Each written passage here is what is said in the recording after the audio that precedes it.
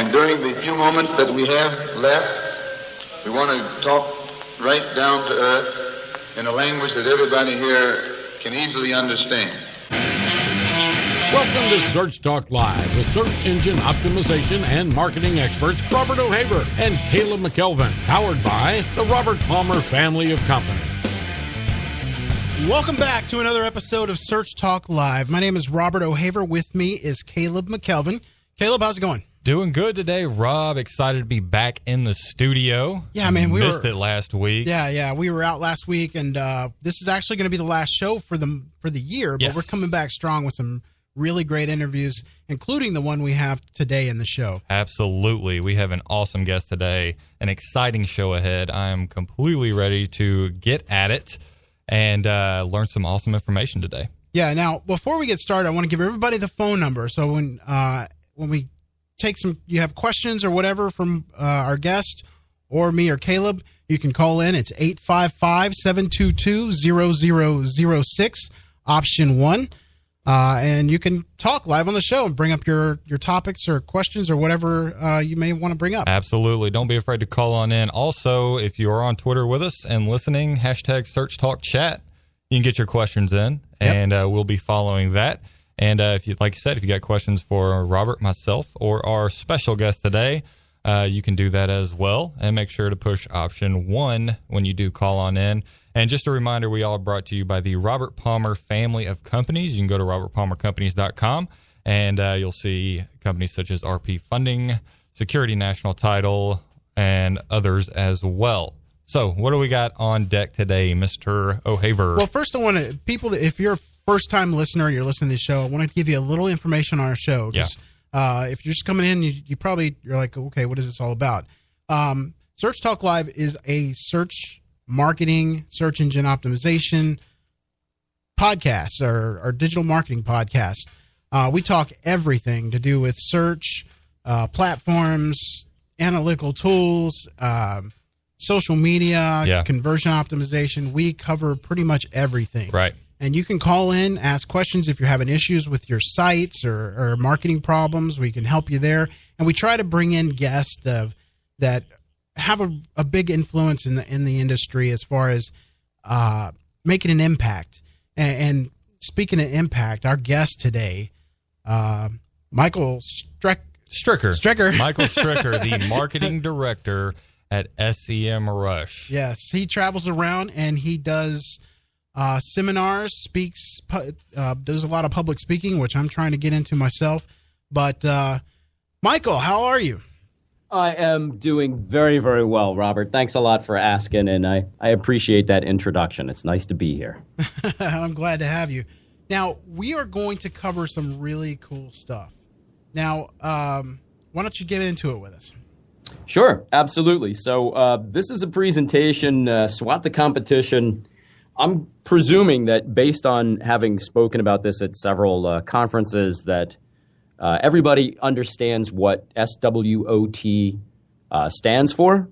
It's very specific words, and it has to do with particular business promotion and management principles, which is a lot of fancy talk for figuring out where you stand and where you stand in terms of the competition. So primarily, we're talking today about using SWOT as a method to reduce your risk so that you know if there's particular dangers to your marketing, improving the odds of success and actually getting, better success over time. And, Robert and Caleb, both of you guys know that there's really no better time to be doing this kind of analysis than, at the close of the year or, at the close of a fiscal year. So absolutely. Right, entering 2016, we're talking about getting, the best, the most powerful results you can, and this is the kind of analysis that, it's hoped can get you there. Michael, for the listeners, people that don't know what SWOT is, can you explain that just real briefly?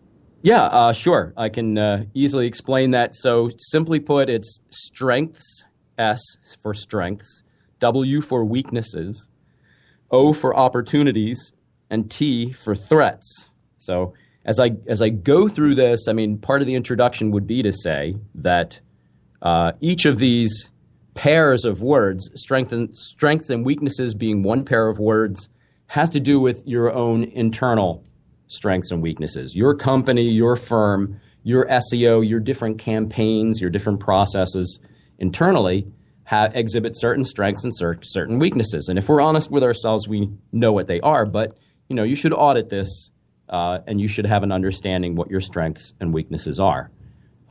It's only when you turn your site outward and you look at other companies, competitors especially, that you start to see external opportunities and threats. Mm-hmm. So that kind of characterizes it. Strengths, what's working for you in particular, what's working now.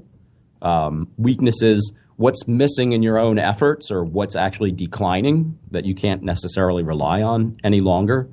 Google might have something to do with that. Yeah. Yeah. Just a little. Yeah, a little. Opportunities, best prospects for wins. So opportunities, you're looking for a leg up, a quick start, perhaps an upward ramp to get on. And then threats, what may arise to damage you. And so, first two, strengths, weaknesses, external, and what's happening now. And opportunities and threats could be happening now, but ideally you're looking ahead in time. It's about competitors and it's about the future. So that's probably a good time to be talking about this now. So once you've laid the groundwork for this, not to make it too fancy, but if you've ever heard of Sun Tzu and his book Art of War, it's a management book. It's a quick read. It's about strategy. And he said, to know your enemy, you must become your enemy. And in a similar quote from the same book, if you know your enemy, you can fight 100 battles and never suffer a casualty. So nice Eastern philosophy, little discipline for you all. I'm not advocating the use of samurai swords on your competitors. Right. Maybe as a last resort, but it's okay. Right. Stiff competition. Yeah, right. Stiff weapons. But and I'm talking principally here today about search. So why are we talking about search? Because it's primary to most funnels. It's the traffic acquisition method of choice. And if you believe Marketo, and who wouldn't, they have a great content engine, 93% of buying cycles online start with an online search. So that's why we make sure everybody's thinking about that. I love that stat. It's a pretty powerful statistic. Yeah, anybody who works in SEO, go back and hit your boss with that one. Yeah, right. Exactly. So I think a good way to get across this kind of information is rather than going on ad nauseum about how to do a SWOT analysis and analyze things and look at assess the results and all of that. I'd like to tell 4 stories, and this is going to lead us through the time that we have together. The 4 stories in order are going to be: 1, it's about you or UX, and user experience can be an awesome strength. So you are my strength. Number 2 is titled The Invisible Threat That Ate My Business. And number 3, weakness that led to new opportunities. And 4, the missed opportunities and threats lurking at the bottom of the funnel. So if I am able to proceed on this pretty rapidly, I think that I'll be able to get through all 4 of these stories. They should be providing some insight to you, maybe act as a cautionary tale. And, to my hosts, Robert and Caleb, you guys feel free to jump in, wherever you deem it useful. Yeah, absolutely. Your audience probably better than I do. So user experience, you are my strength. In particular, working in an agency, we had a client, good client, understood the web pretty well, and their product or service was offering vacation rentals in particular regions of the country. Lots of competition, and this was just about the time that, say, Airbnb and others were entering the market and disrupting everything. Mm-hmm. This client was really focused heavily on SEO and driving, top of funnel traffic. They just wanted to see that growth, and they were very focused on their keywords and their ranking and all of this. So I was acting in a consulting capacity at the agency. The team that was working on this in particular got some effect, but then kind of stalled and they hit this plateau. So I was called in to take a look at things, and one of the first things I noticed by digging through the analytics on the site was that where traffic was departing, they were getting close to conversion or they were at conversion and they were fleeing the site. And so at this point, it was like, well, you could shoot for the most SEO traffic you ever could, but it's not going to do you a bit of good if they're going to jump off of the site before they actually convert. Yeah. So based on that, it was one step to look at their conversion goal on site to see how they were trying to get this action from visitors. And it was a horror story because they had a 7-page form that they were asking people to fill out. Wow. Right? Wow. Now, why nobody noticed this is kind of tough, but you may have to focus on things like this. Not just to get the conversion from the people you're fortunate enough to attract in the first place, but we know that, for instance, Google is paying attention to user experience. They're paying attention to factors. You've heard Rand Fishkin and others talk about pogo sticking. People, right? They go from the search, they go to your site, they don't like what they see. Half a second later, boom, they're back in search. You can't tell me Google doesn't know that, record that, and act on that, for ranking purposes. If people are bouncing off your site every time search sends them there, then it doesn't matter if all the other factors are working in your favor. Right. Yeah, you're going to sink out of sight. Google wants to give searchers great results. So anyway, 7 pages of form in cases where in other cases, it could run to 11 pages of form. So we had a long conversation with the client. A lot of it had to do with speed as well, page speed issues. So we got them to upgrade servers. We got them to go to flash memory. We got them to go to speeding up their database. We got them to go to a very short form with the nurturing or the drip marketing that collected more marketing data as needed. Right. So that really we removed the barriers to conversion.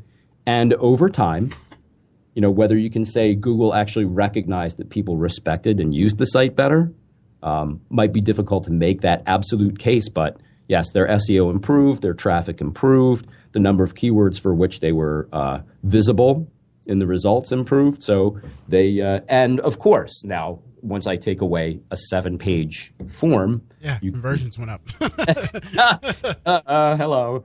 Yeah, so that was pretty easy. So just a few quick quotes here. So we mentioned pogo sticking, website signals growing as a rank factor in search. We have to factor in some other things as well. So with regard to trust, who do consumers really want to listen to? Do they listen to the brand? Oh, no. They want to listen to other consumers, friends, neighbors, relatives, and they prefer these messages and believe these messages to be more truthful 12-1 over what the brand says. So, getting people to have a great customer experience on your site is absolutely critical to having better business going forward. Gartner says 89% of marketers expect to compete primarily on customer experience by 2016. So the idea that you can throw up an e-com site and do great things in very little time, well, you might have to rethink that. It's not so easy when you have to be the fastest and the best. And Adobe even says in their quarterly digital intelligence briefing, remarkable customer experiences are equivalent to positive social influence. When you deliver that great experience, you get all the appreciation, you inspire the customers, they become your advocates. If you're not doing that, then you're just going to hurt yourself in the long term. Yep, definitely. And I found I had a similar situation with a client too, where they had a long form. I probably have 4 or 5 pages, which is not too long, but not 7. But they weren't utilizing that contact information. So, they'd get to past page 1 and they'd put in their email address and stuff like that, but they wouldn't make it to the end. But they weren't utilizing email marketing, cart abandonment, retargeting and all that stuff. And then they weren't they weren't utilizing email as contacting that person. Hey, we saw you, for some reason you didn't finish the form or whatever, they weren't hitting those people, but, doing that, having that process as well really helped, and obviously shrinking down the form, but, no, yeah, absolutely. So exactly. If you let people leave your site without, people will throw retargeting campaigns and they will follow people all over the web for days, and you don't want to overdo that. But if you're allowing people to leave, you may just miss people who just want to sniff around a little bit more, but then they forget how to get back to your site to actually convert. So yeah, there's good reasons for doing that. Definitely. Okay. And, for anybody who wants the deck afterwards, built into my talking points are a bunch of tools ordered from free to cheap to more expensive to pretty sophisticated for each one of the processes that has to do with, gaining traffic via SEO, dealing with conversion rate optimization and user experience. I've got a lot of tools sort of listed. It's not earth-shattering, but if you're, starting out or you're branching into a different kind of practice than you're accustomed to, you guys might find this useful. So I guess the thing to do would be to reach out to me, Robert, and Caleb. You guys have my contacts in case you need to touch. Cool. Now, the other thing, too, I wanted to say was where was I? I lost my train of thought. Never mind. Go ahead. Sorry. It's all right. So I'm going to move on to story 2, if that's okay. And this story has to do with an invisible threat ate my business. And so in terms of SWOT, this is a threat. You have to recognize threats, and of course they're invisible unless you're looking for them. So being able to monitor your own site, but especially to monitor the competition, is something that you probably as a business, as an ongoing business, should be devoting time to. Sure. At least monthly, maybe even quarterly, just to make sure that nobody's gaining on you or whatever. So the invisible threat in this case has to do with a company whose service was intellectual property, whether it was videos or stock photos or, you name it, stock footage, sound. They licensed this material, and they did very well. And as a matter of fact, they were an international company, and I can't name them, so don't ask. But they did very well, and they did very well in search, and they were very proud of owning the number one search results in Google for their primary keyword, which brought them lots of traffic and lots of profit over time. In one nation in particular, in France, they reached a point when their SEO plateaued and then started declining. So they started receiving less traffic. There was more flux, and eventually they dropped out of position 1 down to 2 and then down to 3. And by this time they were, suffering a good loss of traffic from organic search. Right. This went on for about a month or so. And then as a side effect, they started spending more on their paid campaigns, which seems like a natural thing. We still need to maintain business, and their bid rates started going up as well. So it's kind of, a tough thing for them. They went through a month before they even got back to let's optimize our pages more, and let's build more links, and let's take one more look at our content. And they did all of the usual suspects. Right. They did site audits, and they did everything that they could think of. And by that time, another month had gone by, and they were continuing to decline. Business was going south. Now, they didn't slide off of page 1 entirely, but clearly something had happened. And by the time month 3 had nearly elapsed, they turned for expert help. So they went to a boutique agency by the name of Sear Interactive. I don't know if you've heard of them, or perhaps Will Reynolds. Nathan Lyons was a analyst there, and he used data to answer this question. What happened became the discovery of this invisible threat. In this case, in the French market, there had emerged a keyword phrase and several variants that described the service, had been taken up wholeheartedly by the French audience, and everybody used that search term in preference over the one that this company had come to rely on. Oh, wow.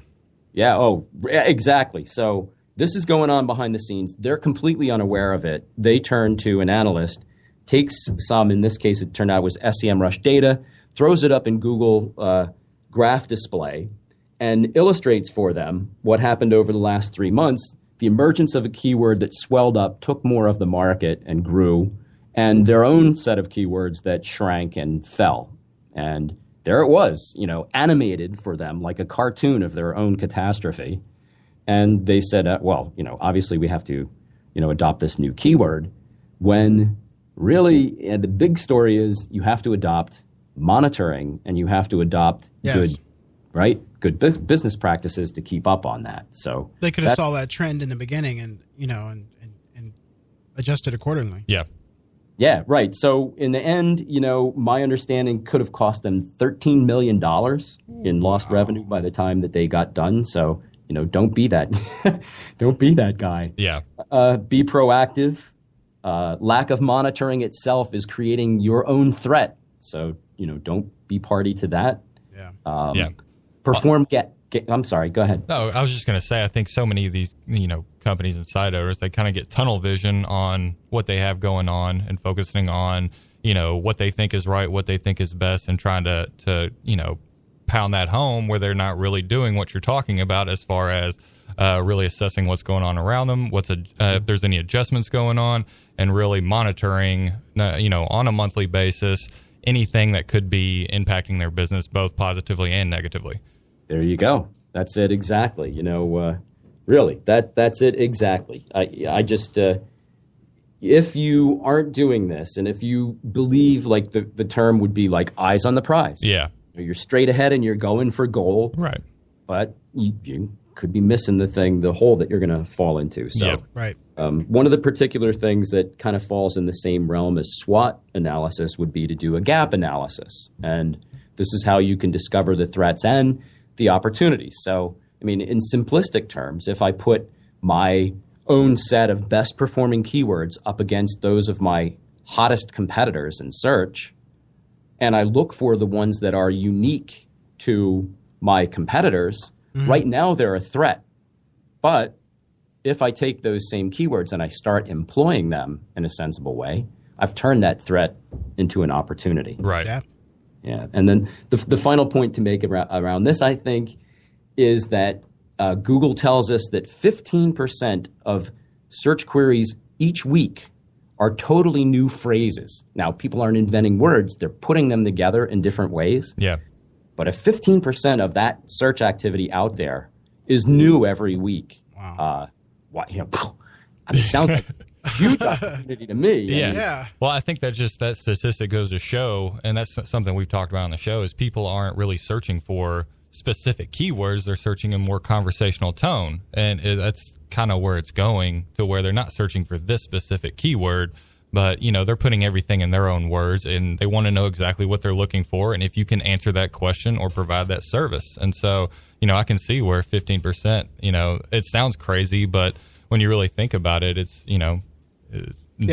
SEOs today have to understand the searcher's intent. Yeah. Mm-hmm. Yes, absolutely. That's a big cue.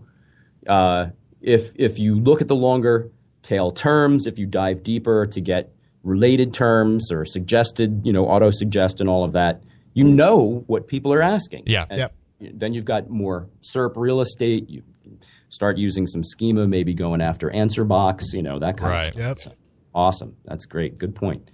Third story, the weakness that forced us to identify new opportunities. So, this one should be quick in the telling. There was an apparel menu. Hold on, Mike. Sorry, just before you get started, I want to give out the number. The number to call into this show if you have questions for Michael or us. You can call us at 855-722-0006, option 1. We are sponsored by the Robert Palmer family of companies. You can go to RobertPalmerCompanies.com. Yes, you can go to RobertPalmerCompanies.com, check out everything that's going on there. You are listening to Search Talk Live with Robert O'Haver, Caleb McKelvin, and our special guest today from SEMrush, the marketing director at SEMrush, Michael Stricker, and who's talking about SWOT the Competition. We just went through the first two stories, which were pretty awesome, made some great points. And your third story, you can go ahead, Michael. Okay, thanks. Thanks for that. So the weakness that forced us to identify new opportunities brings up a few good points. And obviously, when you have a weakness, you can't keep engaging this weakness. You need to find another way around or over or through your particular problem. So in this case, there was an apparel manufacturer, big e-com site. They actually got to the point where they were manufacturing their own goods. They were marketing like mad. And for a particular time period, their apparel was very, very big, very well received. And while it was economical, they sold scads of it. And it was suited to a particular kind of entertainment, which was, hey, let's go out this weekend and dance. And let's, get lit and go to the club. And it was wonderful. So for them, they carved out quite the niche for themselves and started making into, the seven figures, and we're very happy. But again, this is something that Caleb brought up, or possibly Robert, that to be overly focused on a single thing is to let other things slip your notice. Yeah. And in this case, they were relying on a particular kind of apparel. They were relying on a particular behavior of the public and a form of entertainment, and actually turned out an economic condition that enabled people to go out and really party it up every weekend. Come a change in the economy, their sales started to dry up, and even though they were ranking in the first positions for all of their prime keywords, their traffic was going down. And they couldn't necessarily understand this. So they started thinking, what's going on?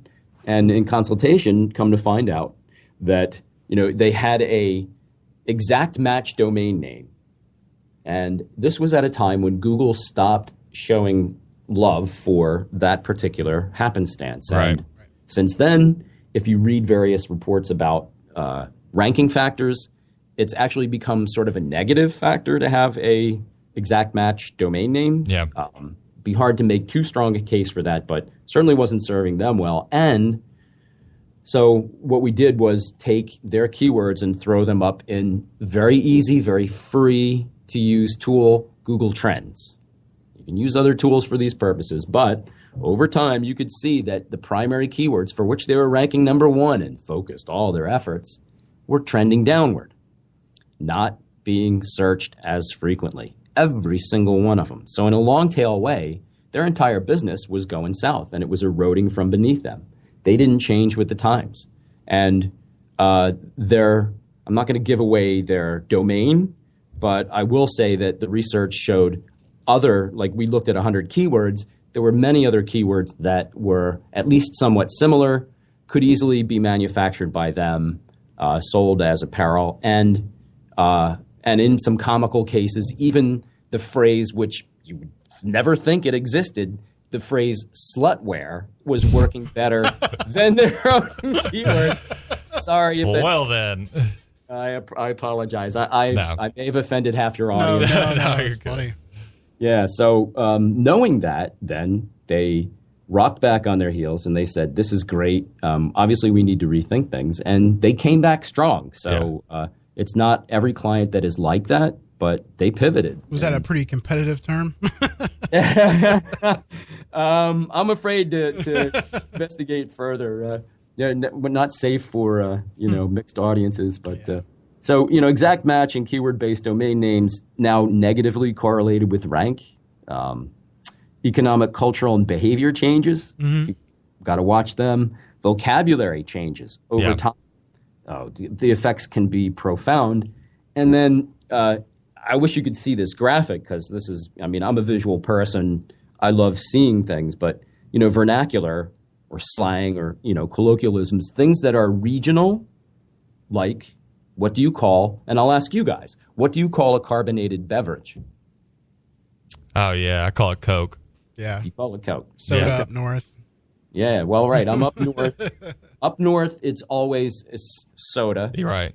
In the south and the southeast, through Texas and all, it's like everything is Coke. Yep. Grape soda is Coke, and you guys are nuts. Yeah. It's crazy. And then, out west and especially California and such, it's pop. Right. So who the heck, calls it pop? But if you're selling something and you don't know how people are asking for it, you're asking for trouble. Yeah.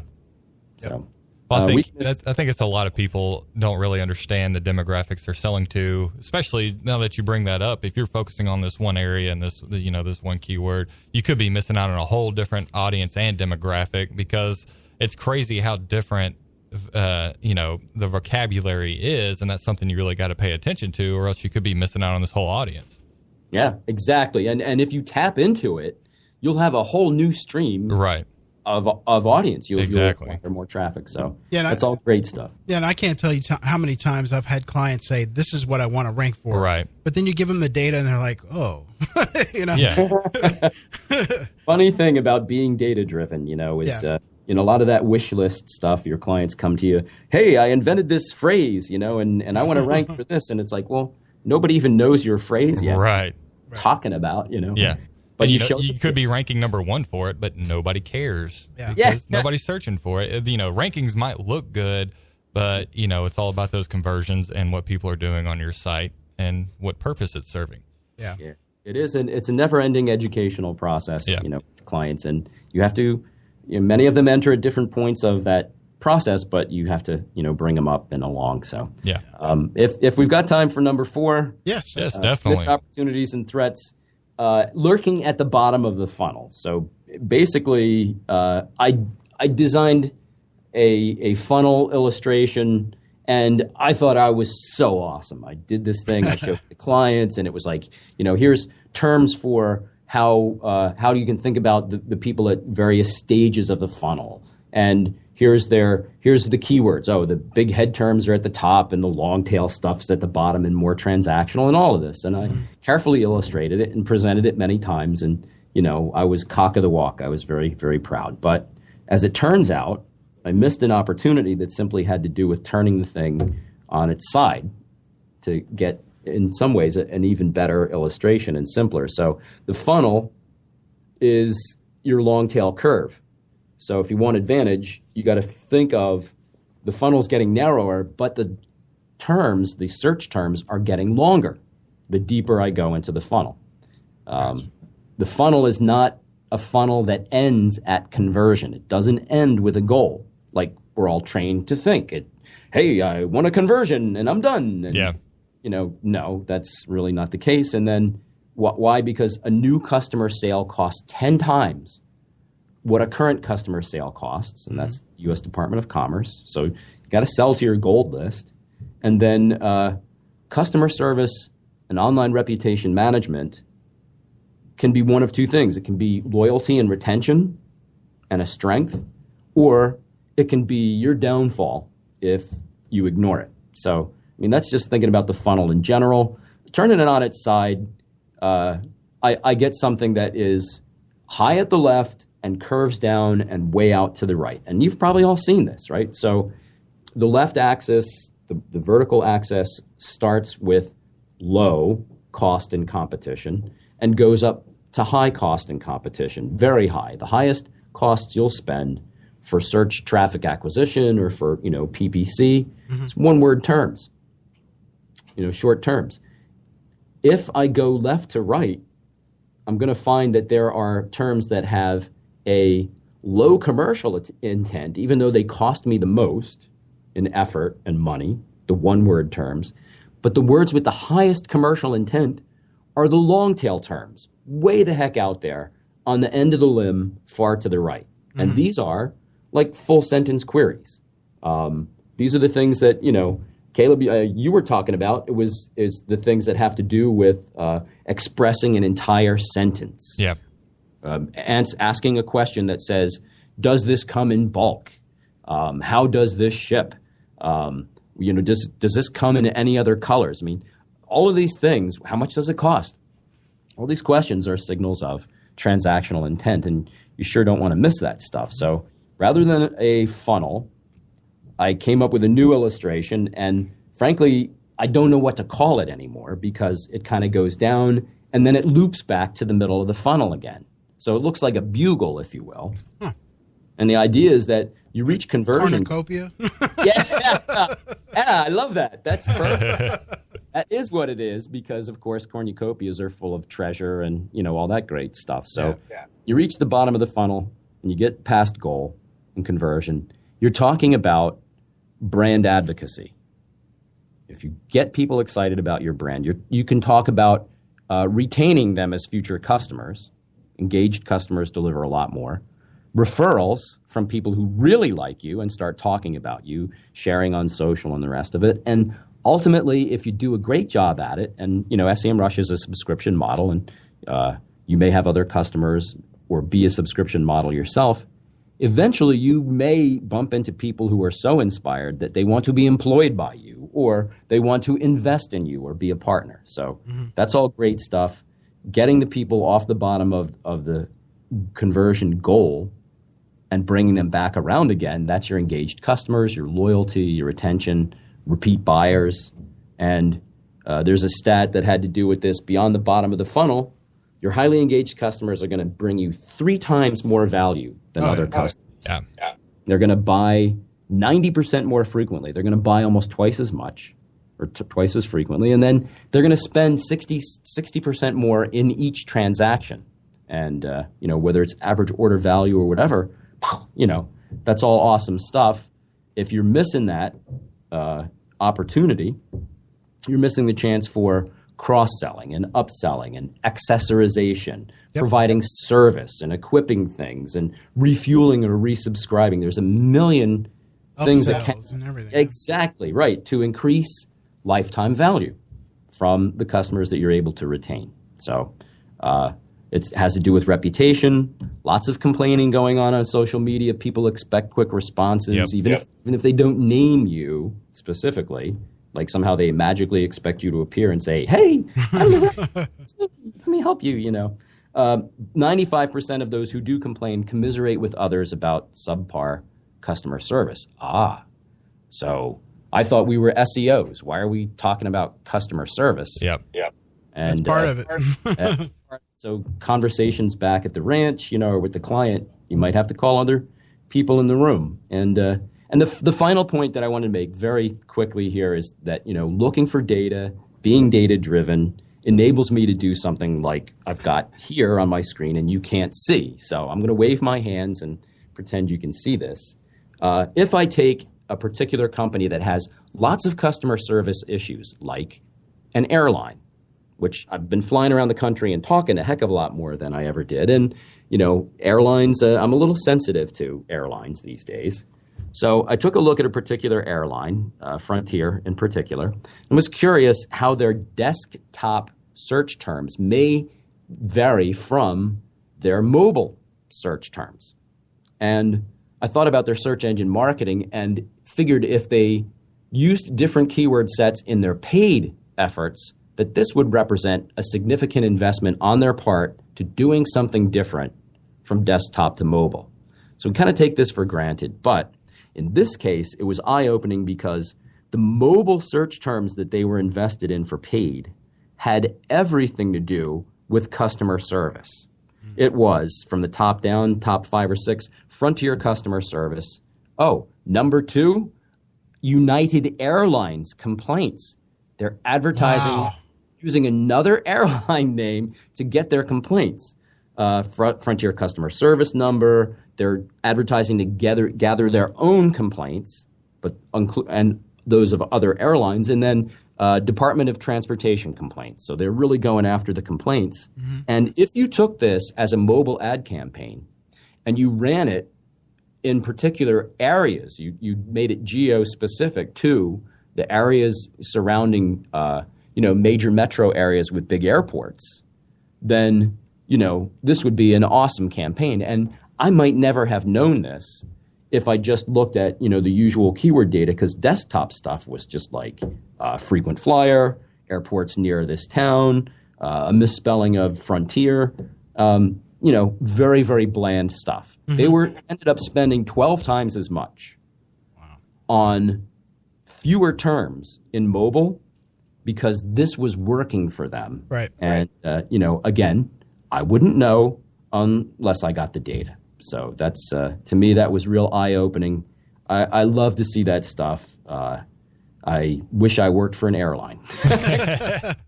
I don't know. You seem like you're in the right place, man. You're very analytical, and you're working for one of the top, tools online. So Yeah. Thanks. Yeah, good. Yeah, it's a great company to work for, and they continue to innovate and stuff. So we always have new stuff to introduce and talk about, and of course, things change all the time. So let me get this straight so I understand, because I'm not sure if I followed you the whole way. So what you were saying was, if people were searching for complaints, they were marketing against them with paid search, right? Yes, they were using paid search to collect both their own complaints as people keyed them into Google, but also the complaints about other airlines. Because you can imagine you get to an airport and your flight is canceled or delayed, and the first thing you do is get on there and start, complaining. And right in front of you is an ad for another airline. Right. And, I'm going to capture that disgruntled customer, and they may fly me next time. So yeah, that's brilliant. That is absolutely brilliant. Yeah, killer. Very cool.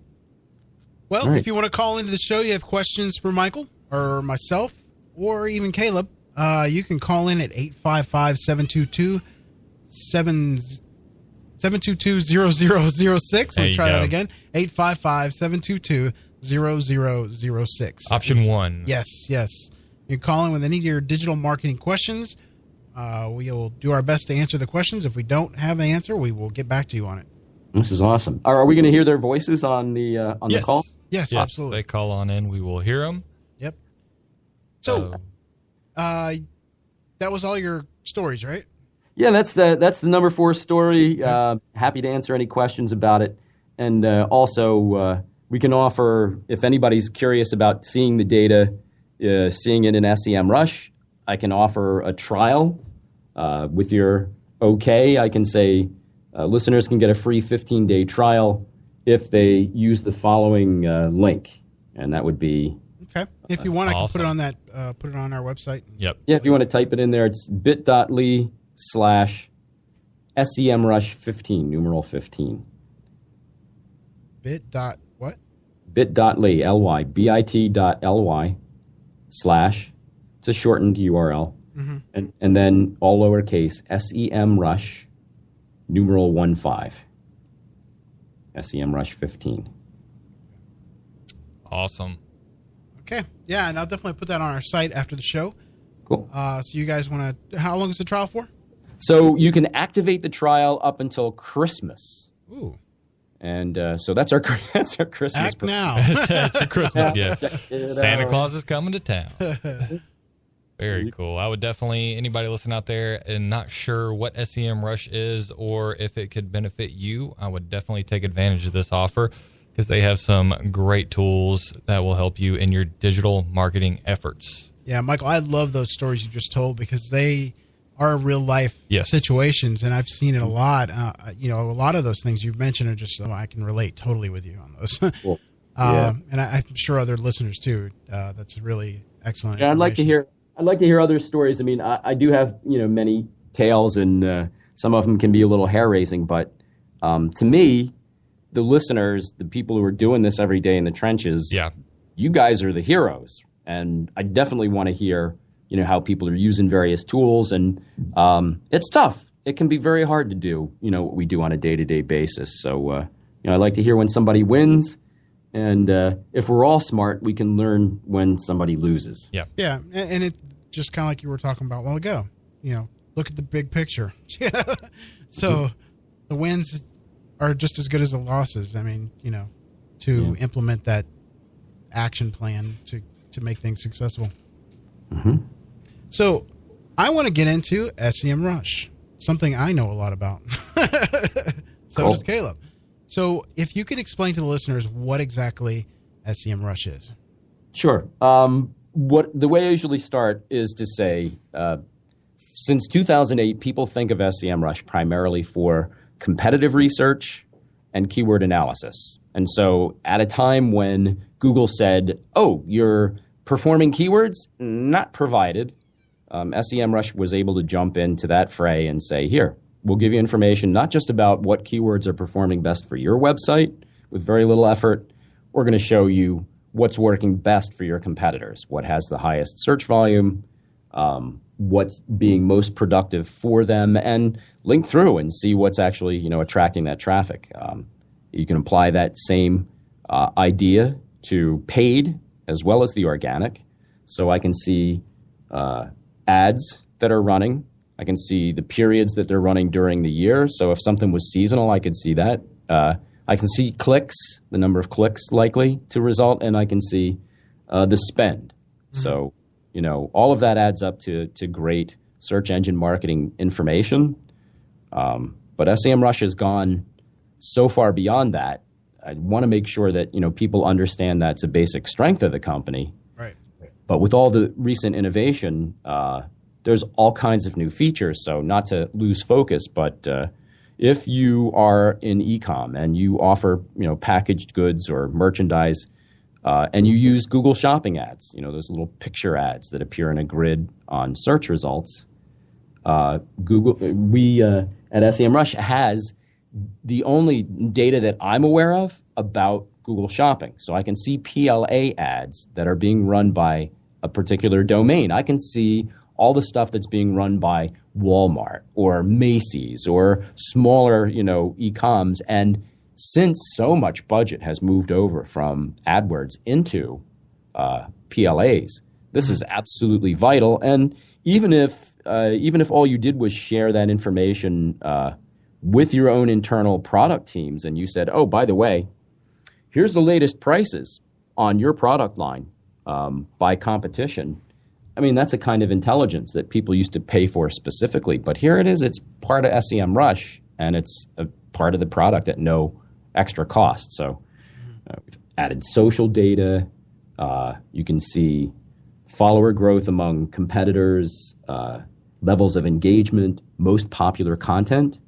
And we're working on other things too. So, I mean, just it's an awesome space. Sometimes products can rest on their laurels for too long a time, it seems. But at SEMrush, I have to say, the developers at this company don't want to do anything but work. They are just constantly at it. And, it's amazing the barrage of new stuff that comes at us. Yeah. Anything you recently added that you might want to talk about? Or? Yeah, so we have a new feature that's being tested out now. It's called SEO Ideas. And basically the idea is simple. Based on your domain's performance in search, in paid ads and such, and also some on-site matters, because we have the SEO audit that tells you issues, errors, and warnings, that kind of stuff. Takes these factors, throws it up against the performance of your competitors and says, gee, Mr. So-and-so or Mrs. Such-and-such, you should be thinking about changing this, fixing that, adding content around these keywords. You should be thinking about maybe curtailing these ads in favor of others or, whatever. There's all kinds of advice that you could see could come from that. And in the past, you might have had to use an enterprise-level tool to get at that kind of advice. Right. And this answers, I can't tell you the number of times I go to a conference and I talk to people and it's like a horror story. They're like, well, I used to do the blog writing and the content writing, but now they've made me an SEO. And I'm like, oh my God, out of the clear blue. Well, if you're groping for ideas, then this might be a good place to start. You're going to outgrow it, hopefully. You can start to get better effects. But if you're just starting out, this probably would be great education and results. Yeah, definitely. Yeah, well, that's huge because it can be very difficult to have those ideas, come up with ideas, and understand, the content that you need to be putting out and, what questions you need to be answering, what people are searching for, what they're looking for. And so that's a very helpful tool. I know for me, because I do that on a consistent basis, you can sit there and, have the empty sheet, have the empty screen, and not really know which direction to go. But with something like that can help guide you in that direction, I mean, that's huge and a time saver as well. Oh, yeah. Yeah, it's enormous. And, it helps us meet the needs of a whole sort of different market. You know, it's great to have that. We're adding some other things, and you didn't hear it here, but you can probably look forward to we won't tell having anybody. better intel. Don't tell anybody. The addition of email analytics. Oh, nice. You insights, yes, into competitors' campaigns. So, if your competitors are sending emails, typically you would subscribe to the email, chains of several competitors, but you can do a bigger job of it in less time. Get a sense for how frequently they're sending these things, and it would be great to be able to see that, what kinds of nurturing campaigns they're using, trickle, what offers are included or contained in that. And if they're doing something similar over and over, then it's probably working or asleep at the switch. So all that can be good intel to help you with your own efforts. Yeah. You do have to be careful with that. Sometimes a lot of that stuff's automated, It is, right. So once it's set up and it is automated, then, somebody has to, like we were talking about monitoring, right? Right. So going back and revisiting the results you're getting is all part of that. You don't want to set up, automations that, I continue to get things in social media from people who set up feeds, and they're still feeding things. I've been seeing them for 4 years, It's like, oh, God, all right, already. Seen enough. I think I'm getting tired of the SEO services, asking me if I need SEO services. Yeah, that's another thing, I guess, about our industry as a whole. I mean, SEO services offered in the framework of no risk and guaranteed number one. It's just like, oh, come on, guys, up your game, be honest. Let's not be pirates anymore. Let's pretend we're responsible, and this is an industry, right? And that's how this whole show evolved. I mean, me and Caleb, we just all the time see this stuff, and people, getting these shady companies and doing work for them, and then all of a sudden their site gets penalized or we'll something build like that. you 1,000 backlinks in a month and all this other stuff. I was in a blab last week, and there was a guy that was saying he was an expert, said he had a PhD and all this stuff, and was just giving advice from 95 on SEO. And I'm just like, what are you doing? I just wanted to jump it through the screen. I was just like, oh my God. But yeah, we've all been there. And, honestly, there are some parts of the business that, you can afford to be, I guess, more gray hat, if you will. There's things that you can do if you don't have a big brand under your belt and you don't have to preserve it. You don't have to keep brand equity. And you can afford to burn up domains or something, then, fine. Have at it. It's always been my experience. I build something. I like to build value into it over time because I can reap those benefits, like the things that we were talking about here, right? Engaged customers. Yeah. Right. And that level of trust and that inspiration for people, it's not going to exist with a burn-up domain. It's something that gets cultivated over time. And even new brands, would be nothing without trust. I mean, so what if Uber went up as a disruptive business, but their site, got burned by Google, a month after they went live? They can't afford to do that. Right. Yep. So we're about 7 minutes left in the show. If you have actually 6 minutes, I'm sorry. You want to call in, now's the time to do it. The number's 855-722-7006. God, why do I keep messing that up? 855-722-0006. Option 1. You'll be directed to our man Dave with any of your questions for Robert, myself, or our special guest, Mr. Michael Stricker. Yeah, sorry, I'm being distracted here. No, and good job pronouncing the name. I do appreciate that every time it comes out. No problem. Stricker, Striker, Stroker, Strucker. You've heard it all, right? Yep. Take a look here and see if anybody's jumping in on some social channels. Maybe there's something in Twitter for us. Oh, yeah.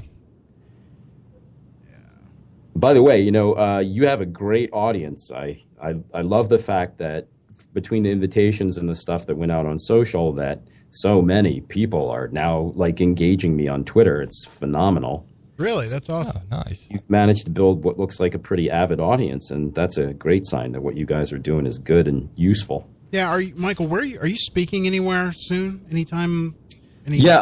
Actually, I'm celebrating the fact that I'm not speaking anywhere for the first time in a while, but I am going to, actually, within an hour of when we conclude, I'm going to be talking with Jason Miller of LinkedIn.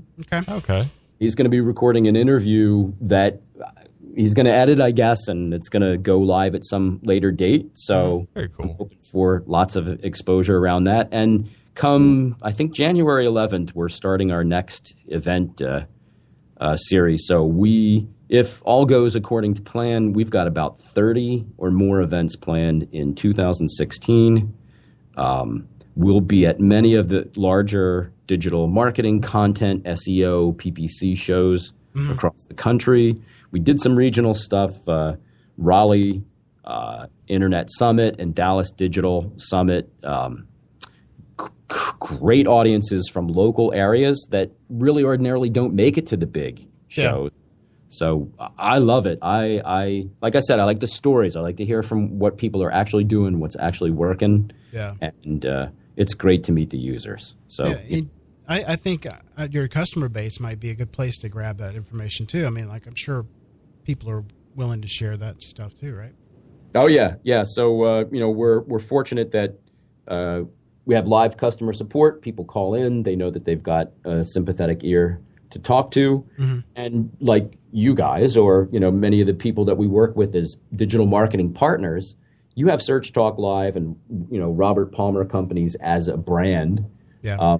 And there's content marketing things, and there's data things that we can do as partners. So we can co-publish, and, we invite blog, authors. We invite people to write posts for us about what they're doing that works, because everybody's hungry for that stuff. So it's, it's a great platform to invite people to take part with. And that's the other thing we didn't touch on. You guys produce a lot of good content. You have webinars, blogs. I mean, all the content I've seen on there, I mean, just worth the time to read. And I sat in on Emil last week when she did her presentation, her webinar, and it was great. I mean, I learned some great stuff. Yeah, and, always putting out good stuff. It was all about conversion.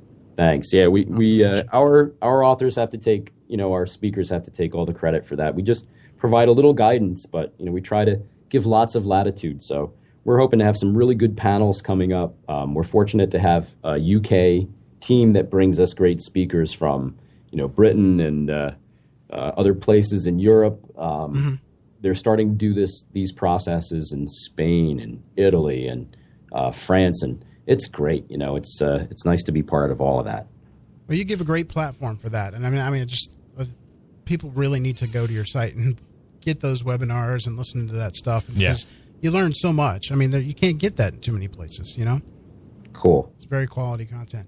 But we're down to about a minute left. If you don't mind, Michael, hold on to and let's close out the show here.